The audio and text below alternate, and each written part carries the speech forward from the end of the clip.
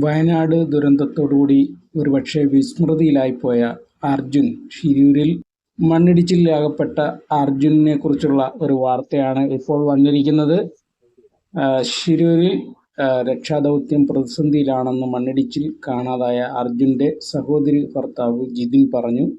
എന്നാൽ ആശ്വാസമായിട്ടുള്ള ഒരു വാർത്തയെന്ന് പറഞ്ഞാൽ തെരച്ചിൽ എന്ന് പുനരാരംഭിക്കുമെന്നതിന് അറിയിപ്പൊന്നും ലഭിച്ചിട്ടില്ല.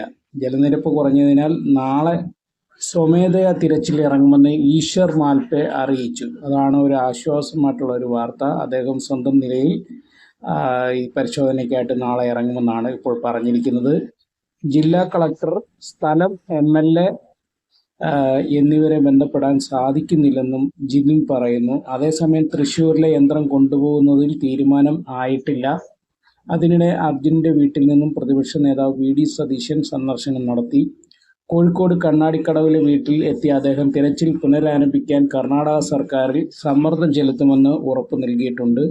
അതിനിടെ അർജുൻ്റെ ജീവിത പങ്കാളിക്ക് ജോലി നൽകുമെന്നും ഉരുൾപൊട്ടലുണ്ടായ വയനാട്ടിലെ ചൂരൽമലയിൽ 11 പേർക്ക് വീട് നിർമ്മിച്ചു നൽകുമെന്നും പ്രഖ്യാപിച്ച് കാലിക്കറ്റ് സിറ്റി സർവീസ് സഹകരണ ബാങ്ക് രംഗത്തെത്തി.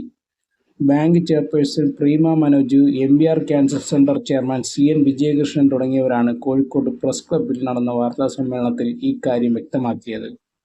അർജുൻ്റെ വിദ്യാസമ്പന്നയായ ഭാര്യയ്ക്ക് ഉചിതമായ ഒരു ജോലി നൽകാൻ സാധിക്കും.